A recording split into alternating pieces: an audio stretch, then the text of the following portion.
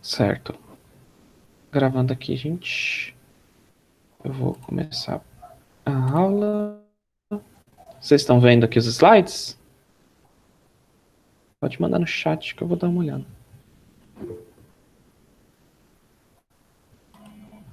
Certo. Ok, perfeito. Vou começar aqui a aula então, galera. Bom dia a todos. Hoje a gente vai ter aula de diversidade vegetal, continuando o nosso bloco de botânica. E aqui a gente vai falar sobre os principais grupos, né? Os maiores grupos de plantas são as briófitas, pteridófitas, gimnospermas e as angiospermas. Então vamos lá. A gente vai começar com as briófitas. As briófitas são plantas de pequeno porte e que vivem em ambientes úmidos e sombreados. Vocês provavelmente já viram essas plantinhas, que o maior representante delas são os musgos. É bem comum encontrar os musgos em ambientes em que recebem muita água e que não estão muito próximos ao sol. E outros representantes das briófitas são também as hepáticas, que são essas plantinhas que ficam mais rasteiras ao chão. E tem esse nome justamente porque ela tem um formato que lembra muito um fígado. E temos também os antóceros, que também são essas plantinhas bem pequenininhas que crescem assim como se fossem um tubinho do chão. E como vocês podem ver, uma coisa que tem em comum em todas essas briófitas é que elas são bem pequenas. São plantas bem pequenininhas e que elas vivem nesses lugares em que tem muito acesso à água e pouco sol, justamente para não ressecar, para não acabar matando a planta. Ok, mas quais são as características das briófitas? As briófitas são plantas, aquelas que a gente chama de avasculares, ou sem vasos condutores. Os vasos condutores das plantas que os têm são chamados de xilema e floema.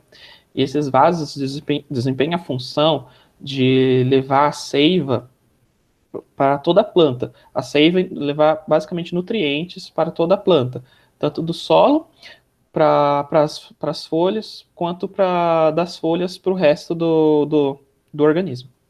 Só que no caso das briófitas, elas não têm esse sistema, ou seja, não tem vasos. E esse daqui é um dos motivos que fazem com que essas plantinhas sejam bem pequenas. É um dos fatores que fazem com que elas não consigam crescer muito e que elas dependam muito desses lugares que tenham bastante acesso à água e pouco sol e pouca iluminação, justamente porque a captação de água, ou seja, por onde elas pegam água no ambiente, ocorre por toda a estrutura da planta. E a fase que é a fase de vida dominante desse organismo é a fase de vida que a gente chama de gametófito. Essa fase de vida, ela é uma fase de vida haploide, ou seja, ela possui apenas uma cópia de cada um dos cromossomos do organismo. E esse gametófito, ele é estruturado nessas três estruturas, que são rizoide, cauloide e filoides.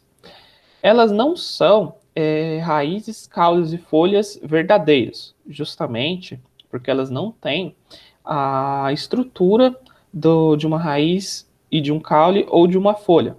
Então a gente dá esse nome de rizoide, cauloide e filoides, porque apesar de não ter estrutura, ele acaba desempenhando uma função semelhante. No caso, o rizoide, ele não absorve ou não tem a função como tem nas raízes das plantas de buscar água do solo. O rizoide ele funciona muito mais como um eixo de não de sustentação, mas de fixação da planta no solo, para ela não poder sair andando por aí caso bata algum vento forte ou a água forte o leva.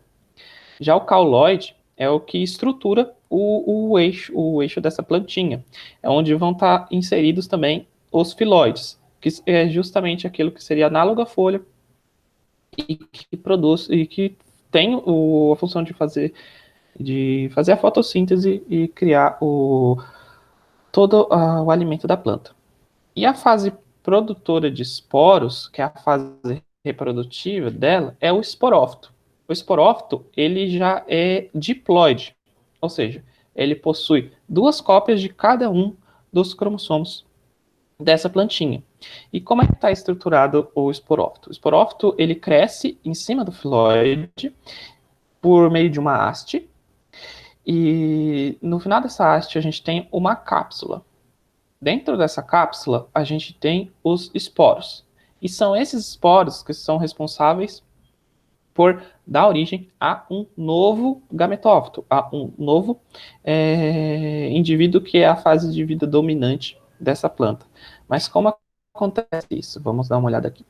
Bem, a gente tem gametófitos tanto masculinos quanto femininos, ou seja, essas plantas não têm o mesmo sexo na mesma planta. São plantas que a gente chama de monóicas, elas só têm um sexo em cada indivíduo.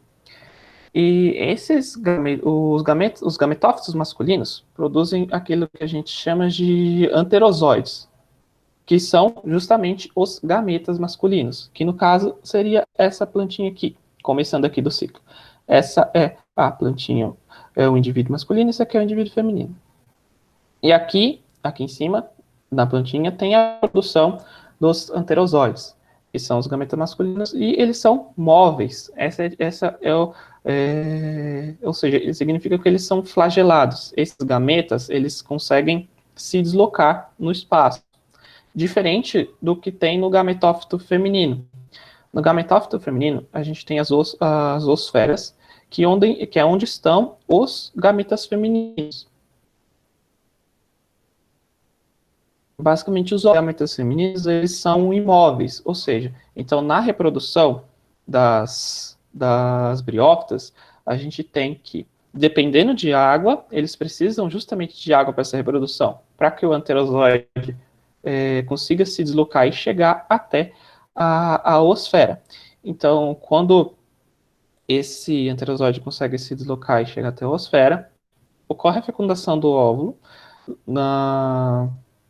ocorre a fecundação da oosfera, e começa a crescer o zigoto, que vai dar origem a um esporófito, ou seja, vai dar origem a essa parte mais apical da planta, que não é a mesma coisa que o indivíduo aqui de baixo, ele só cresce sob o gametófito feminino. E esse esporófito, quando ele está maduro, quando a cápsula dele está madura, ela vai abrir e vai liberar vários esporos. Esses esporos, eles vão dar origem a novos gametófitos, ou seja, a novos indivíduos haploides, que são a fase dominante das briófitas. Bem, isso é basicamente o que são as briófitas, gente, é bem rapidinho. E agora a gente vai passar para as pteridófitas. As pteridófitas, elas são plantas vasculares, sem sementes, mas que também habitam locais úmidos, semelhantes às briófitas. Mas quem são as pteridófitas? É bem provável que vocês tenham visto mais pteridófitas do que briófitas na vida, porque as pteridófitas são muito usadas em ornamentação e decoração no geral, como, por exemplo, as próprias samambaias e outras pteridófitas, como as avencas, também são muito usadas em decoração. E temos uma também, não é muito usada em decoração, mas também é uma pteridófita, que são as caninhas, ou vocês também podem ouvir pelo nome de Quisetum, que essa planta com essas folhas bem ásperas, bem durinhas. E como eu disse antes, elas são plantas vasculares, ou seja, elas possuem vasos condutores, que são o xilema e o floema. E o fato delas terem esses vasos já fazem com que elas consigam alcançar um tamanho um pouco maior da planta. Por isso que vocês viram ali que a samambaia, as avencas já eram plantas bem maiores do que eram as briófitas. E muito por isso por conta desses vasos, que permite com que a planta leve nutriente de todo, por exemplo, das raízes até as pontas das folhas e das folhas até todo o resto do corpo da planta. Então é um transporte muito mais eficiente de todo esse de toda a seiva que tem na planta. E aqui tem uma mudança também que é muito expressiva com relação às briófitas, é que a fase dominante de vida é o esporófito, não mais o gametófito. Então, nós temos aqui que o indivíduo diploide, ou seja, o indivíduo que tem duas cópias de cada cromossomo, é a fase de vida que é a dominante. E como é a estrutura desse esporófito? A gente já tem aqui o que a gente chama de raiz, caule e folhas que são verdadeiros, ou seja, eles já assumem as estruturas que a gente tem para definir as raízes, o caule e as folhas, que estão aqui, por exemplo, a raiz dessa samambaia, e aqui é o caule. Esse caule é um caule que é do tipo rizoma, não entra muito na discussão da nossa aula, mas ele tem a estrutura de um caule, como de qualquer outra das plantas vasculares, semelhante. E temos aqui as folhas. Isso aqui tudo é folha, gente, não é cada um desses pontinhos. É toda essa estrutura aqui. Bem, e a fase produtora de gametas, nesse caso, é justamente o gametófito também. Só que ela é uma fase efêmera, é uma fase de vida que ela dura muito pouco. E tem uma estrutura aqui que eu queria destacar para vocês, que são os soros. E essa é uma estrutura mais específica das samambaias, porém eu vou usar ela como exemplo para poder falar sobre a reprodução das pteridófitas. Justamente porque os soros, eles são o ponto no esporófito em que a gente tem a produção dos esporos. E lembra, os esporos, eles vão originar os gametófitos, vão originar um indivíduo que só tem uma cópia do seu lote de cromossomos. E esses esporos são formados por meiose nessas estruturas chamadas soros nas samambaias. Vocês podem encontrar ela debaixo da folha de uma samambaia. Se um dia vocês estiverem perto de uma, vocês podem olhar debaixo das folhas, que vocês talvez encontrem esses pontinhos, que é onde estão vários e vários milhões de esporos. Esses esporos, eles são liberados para o ambiente, e quando encontram o solo, eles vão originar um gametófito. No gametófito, a gente tem duas regiões. A gente tem aqui a região mais em cima, que é mais apical, que é onde vai ter a formação da osfera, onde vai estar o gameta feminino. E lembre-se, aqui ele também é imóvel, ele não se move. Então ele é formado e fica parado aqui.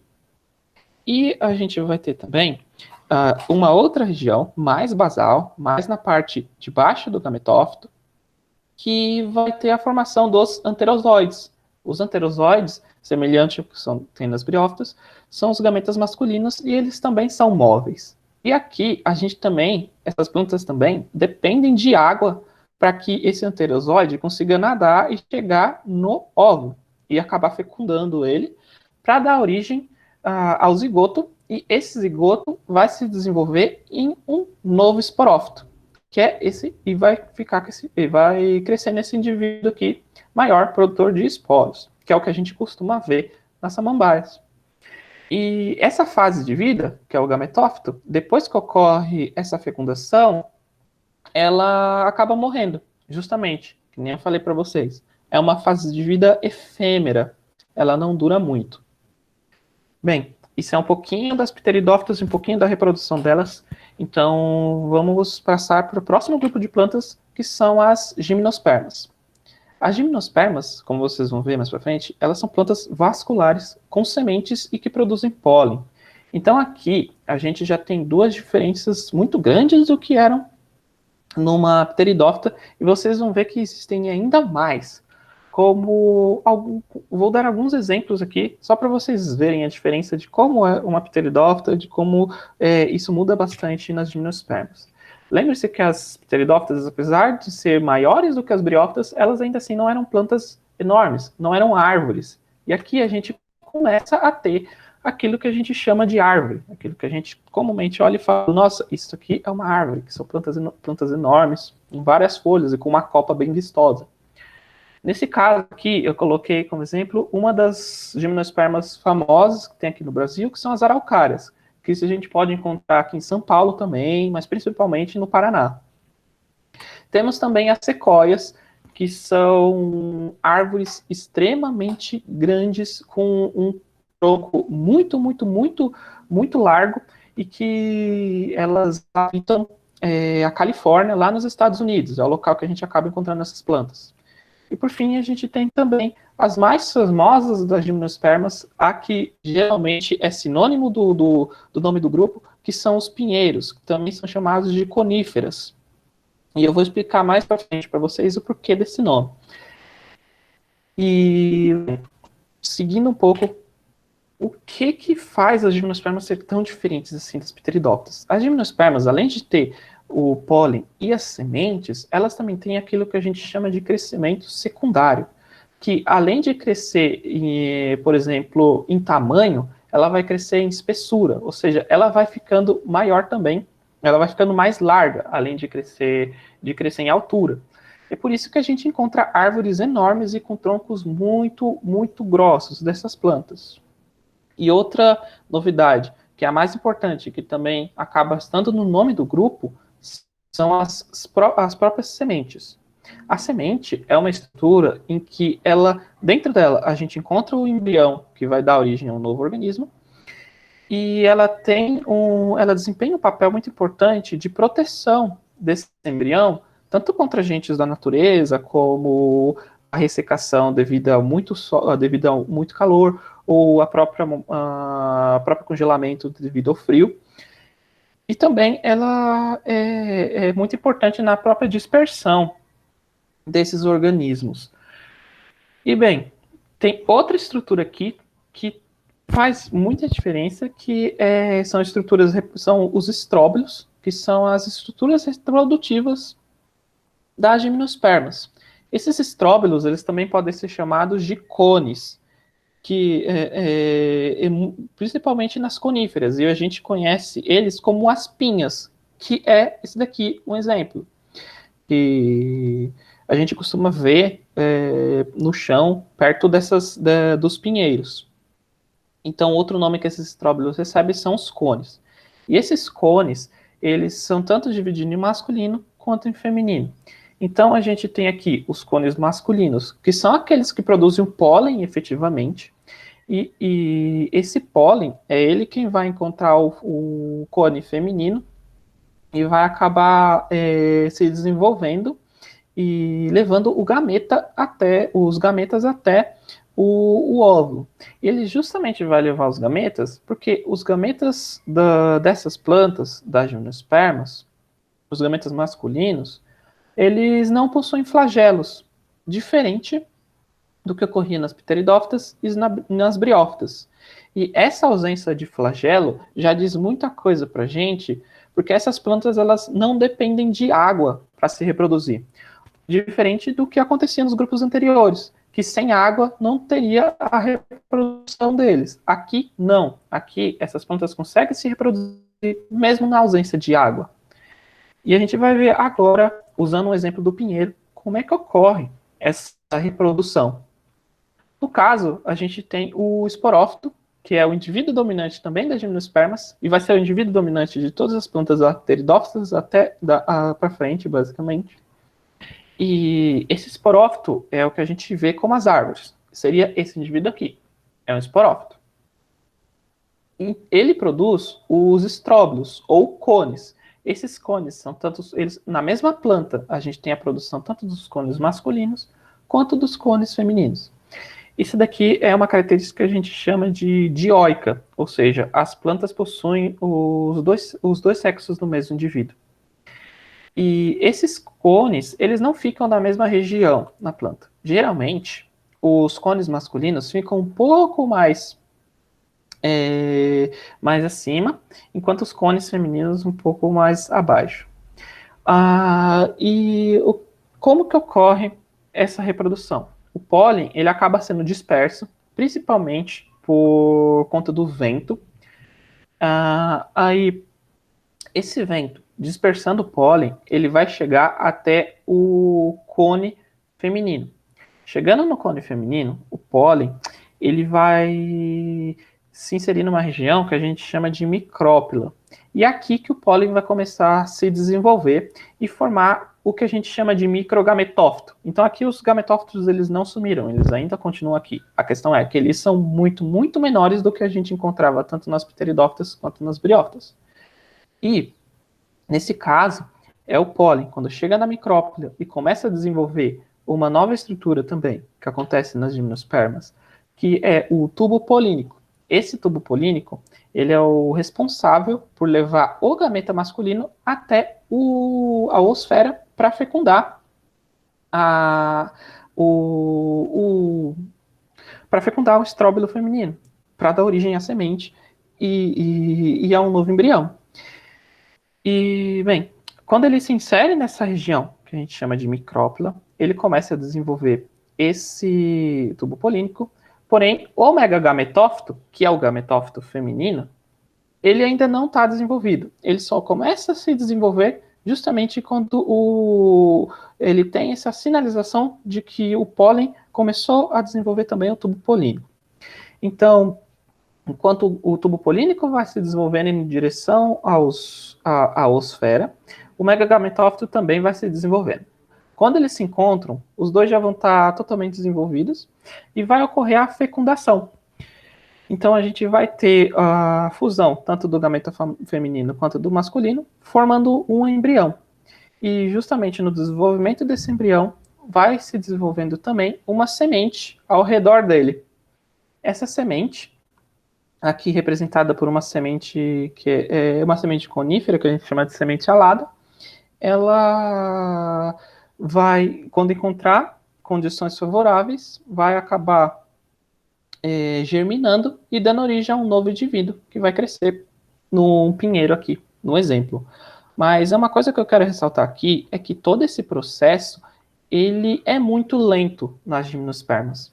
Ou seja, desde o crescimento do tubo polínico até o desenvolvimento do megagametófito e chegar à fecundação, pode ser que isso dure anos, 2, 3 anos, algumas plantas até mais do que isso. E além disso, essas plantas elas são extremamente grandes, elas são enormes, e o tempo de vida para ela chegar nisso também é muito grande. Como, por exemplo, as sequoias que eu mostrei lá atrás, elas são plantas que são gimnospermas que a gente chama de milenárias. Justamente que, para ter aquele tamanho todo, elas foram crescendo ao longo do tempo, chegando a ter mais de 1000 anos, por exemplo. E essa também é uma característica do que a gente tem nas gimnospermas. O desenvolvimento delas não é tão rápido quanto seria nas pteridófitas, nas briófitas. Elas são plantas que crescem de forma bem lenta. Mas enfim, isso foi um pouquinho das gimnospermas. Vamos passar agora para o nosso último grupo, que são as angiospermas.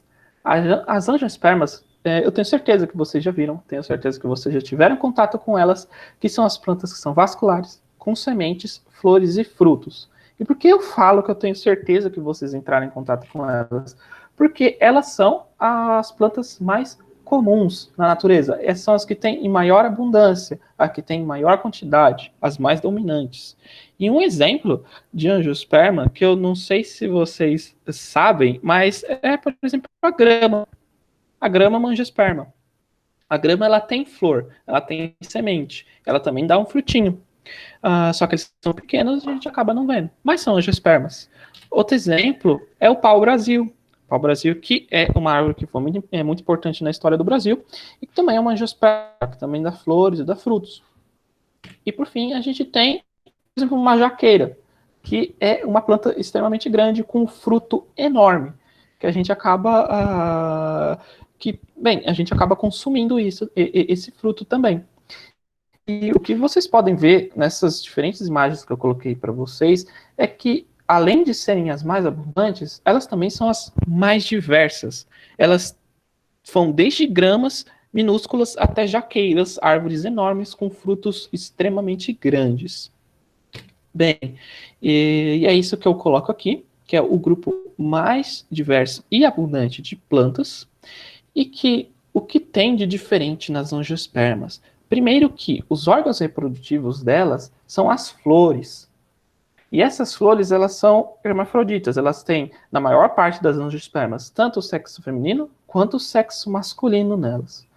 E as flores, além de desempenhar diversas outras funções, uma das coisas que é interessante é que elas são atrativas para outros organismos, como, por exemplo, animais, principalmente insetos, como abelhas, besouros, moscas. E esse fator aqui é muito importante, já que as plantas conseguem usar esses animais como forma de para elas mesmas se reproduzirem, para elas fecundarem outras plantas, outros indivíduos da mesma espécie, por meio desses animais, e assim desenvolverem a semente, os frutos e acabarem se dispersando no ambiente. E justamente falando dos frutos, eles também são outra estrutura nas angiospermas que são atrativas a diversos outros seres vivos, como nós mesmos ou qualquer outro animal, outros animais da natureza. Esses frutos, além de desempenharem esse outro papel de proteção para as sementes, ele tem essa função ainda mais importante de dispersão dessas sementes, de servir como um agente de dispersão, um agente de atração de outros seres vivos que acabam comendo esse fruto e acabando comendo junto às sementes e levando essas sementes para diversos outros locais no ambiente, não necessariamente germinando ao lado da planta mãe. E aqui, só nessa imagem, mostrando a estrutura das angiospermas, elas são plantas que têm raízes, caules e folhas verdadeiras, igual as pteridófitas e as gimnospermas, e os que mais diferenciam elas é justamente o fato de terem as flores e terem os frutos. E falando um pouco mais sobre essas estruturas da flor, a flor ela é relativamente complexa, mas vocês podem pensar na flor como sendo todas são folhas que são modificadas. A gente tem partes nas flores que são reprodutivas e partes são mais estruturais. Nas partes estruturais, a gente tem, por exemplo, aqui, que é o pedúnculo, que é justamente a porção da flor que vai ligar ela ao indivíduo, ao galho, e mais acima desse receptáculo, desse pedúnculo, a gente tem as sépalas, por exemplo, que são as partes das flores que são mais parecidos com as próprias folhas da planta, e a gente tem as pétalas. As pétalas são aquelas partes das folhas que são vistosas, que geralmente têm cores ou são realmente brancas, mas aquelas que acabam atraindo nossos olhos, justamente por terem cores diferentes ou formatos muito diferentes. E a gente tem as porções reprodutivas das folhas. A gente tem a porção reprodutiva masculina, que é formada pelas anteras, que são esses pontinhos aqui em vermelho, desse exemplo, e os filetes, que é justamente onde as anteras ficam apoiadas. E são nessas anteras que são formados o pólen das angiospermas. E além dessa porção reprodutiva masculina, a gente tem a porção reprodutiva feminina. Essa porção reprodutiva feminina, ela costuma ficar mais ao centro da flor, e ela é formada pelo estigma, que é essa porção aqui mais acima, mais apical, que é onde tem basicamente onde o pólen acaba se ligando e começa a se desenvolver o tubo polínico até chegar no ovário, que é onde estão os óvulos. Mas isso mais para frente eu vou explicar para vocês no próximo slide. E além de ter esse estigma, a gente tem o que a gente chama de estilete, que é esse tubão enorme, que aqui, como vocês podem ver, já está indicado que tem um tubo polínico se desenvolvendo por ele. E a gente tem o ovário, que é essa porção mais funda dessa porção reprodutiva feminina, e que é onde estão os óvulos das angiospermas, que é necessariamente onde estão os gametas femininos aqui. E bem, falando um pouco mais sobre estrutura, sobre essa reprodução, e a gente tem alguns nomes para definir elas. No caso, eu falei para vocês que esse conjunto das anteras é chamado ele pode ser chamado, os anteras e os filetes, ele pode ser chamado de androceu, que é justamente a porção da flor, onde é a porção masculina da flor, e a gente tem o gineceu. O gineceu é a porção feminina da flor, que é composta por estigma, estilete, ovário e por aí vai. Bem, basicamente isso sobre a estrutura das flores. Elas são relativamente complexas, isso vai mudar de grupo para grupo, mas no geral elas são assim. E a gente tem aqui agora como acontece a reprodução das angiospermas. Eu vou começar pelo lado aqui à direita do slide, dessa imagem, e aí para poder chegar até o final. Bem, nas anteras, que nem eu falei para vocês, é onde a gente tem a produção do pólen. E o pólen, assim como era nas gimnospermas, ele é o gametófito masculino, é a porção que vai dar origem ao gametófito masculino das angiospermas. Esse pólen ele vai se dividindo por meiose, se divide por mitose, até chegar no pólen, que é o que vai ser disperso, necessariamente, o que vai acabar fecundando a planta. Esse grão de pólen, ele quando chega no estigma de uma flor, ele vai começar a desenvolver o tubo polínico. Esse tubo polínico vai em direção esse tubo polínico vai em direção ao ovário da planta.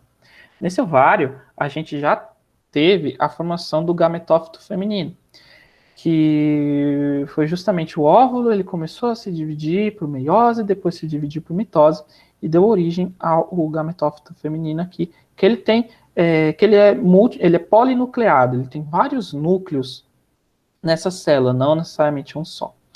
Aí, esse grão de pólen, desenvolvendo o tubo polínico, indo em direção ao ovário, ele vai acabar fecundando um desses núcleos, que é um dos únicos núcleos do ovário, que é usado para isso, em conjunto com o gameta masculino, que é o que a gente chama também de núcleo espermático.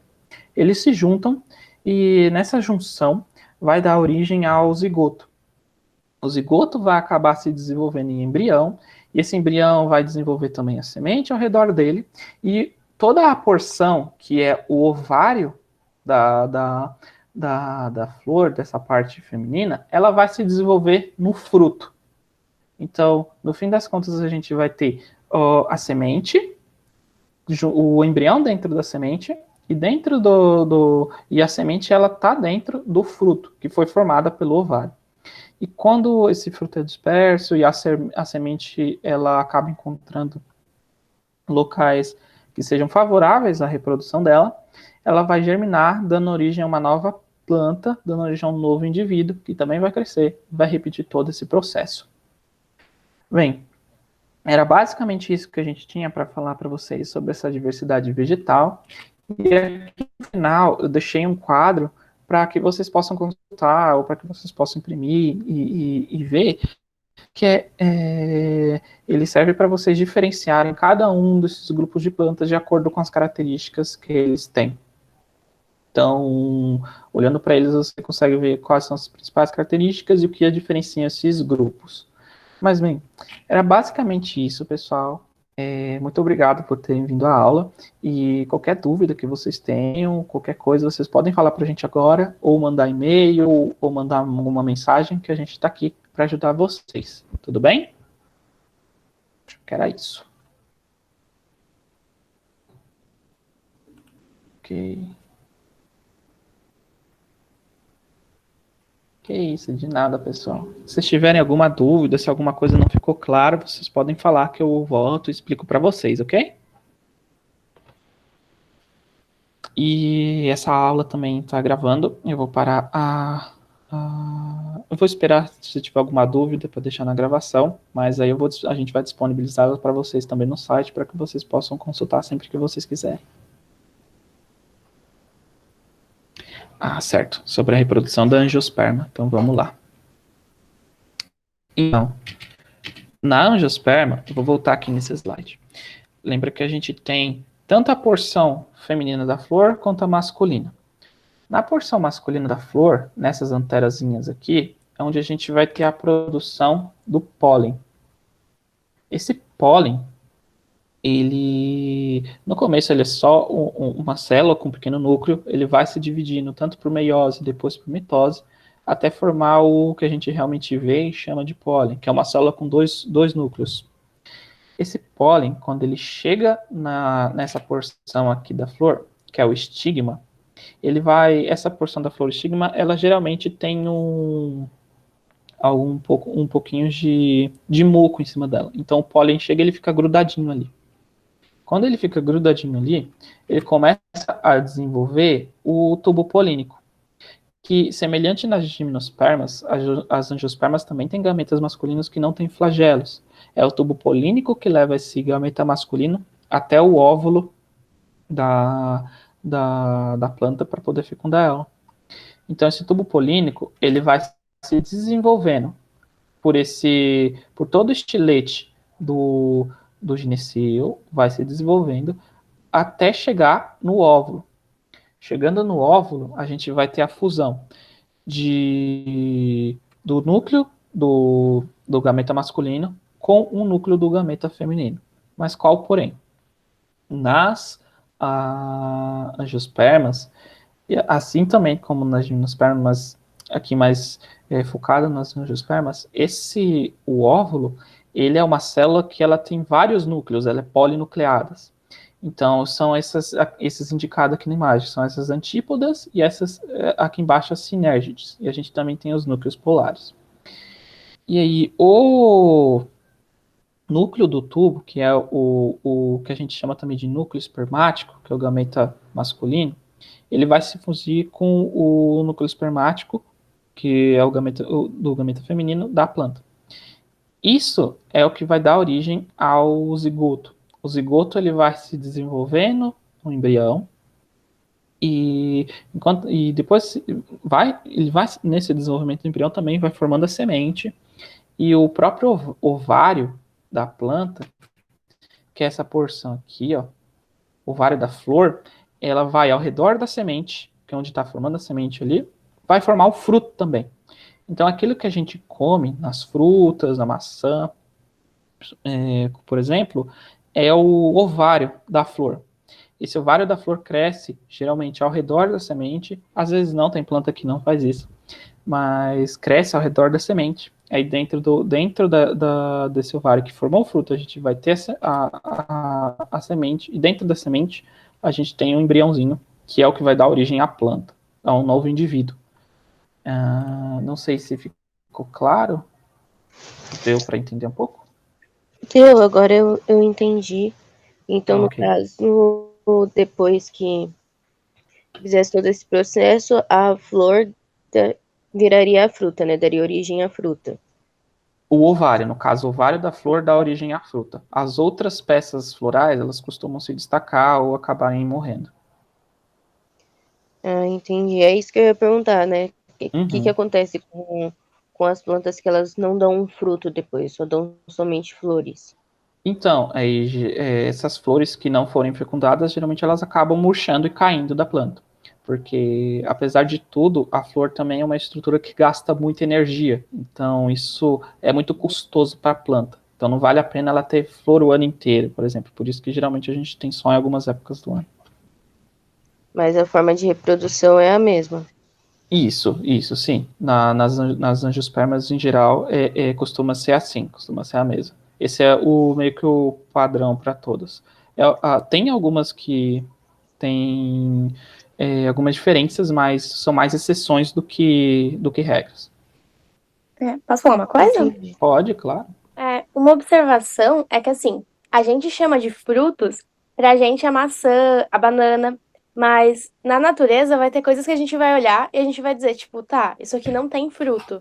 Mas é porque a gente não tá vendo essa estrutura e a gente não vai reconhecer como fruto. Então, tipo, a grama é uma angiosperma. Eu nunca vi fruto de grama, entendeu? Tipo, então, quando a gente fala da natureza de ter fruto também, cada planta vai ter o seu, e às vezes ele não vai ter esse formato bonitinho que a gente tá acostumado, que é as frutas que a gente come em casa, tá bom? Uhum. Entendi. Como, por exemplo, a própria vagem do feijão. Ele em si é um fruto, é um tipo de fruto, mas é muito diferente, por exemplo, do que é uma maçã. Então, o formato do fruto realmente varia muito. Entendi agora. Certo? Mais alguma dúvida, gente?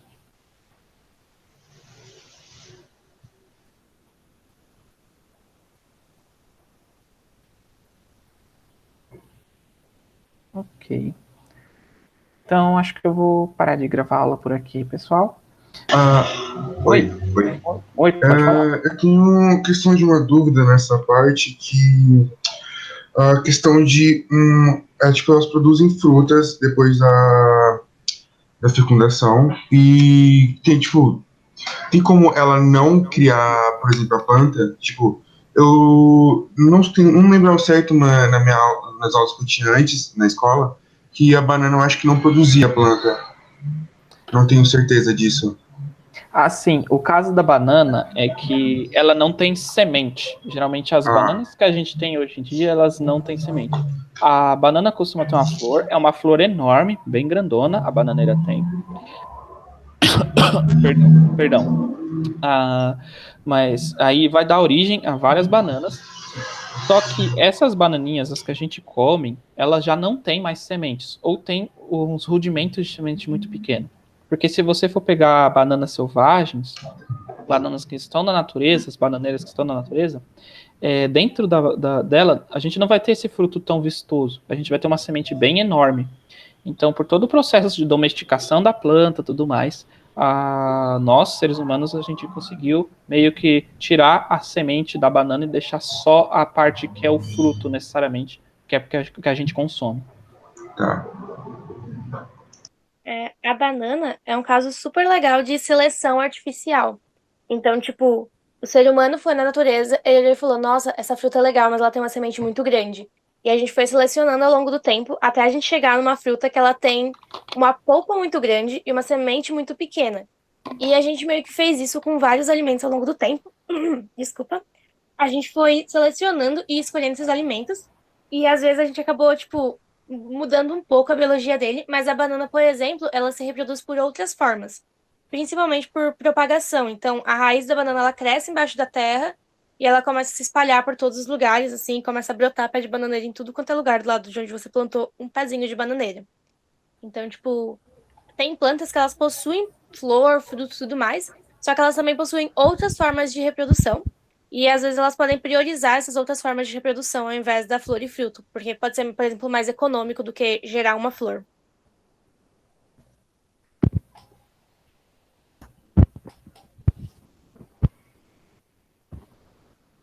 Tudo certo? Sim. Ok. Então, mais alguma dúvida, gente?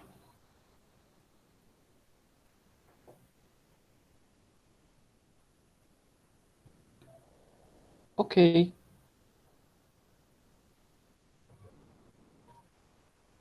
Certo. Então, eu vou pausar aqui a gravação. E, bem, que nem eu falei para vocês, a gente vai postar a aula lá no site para que vocês possam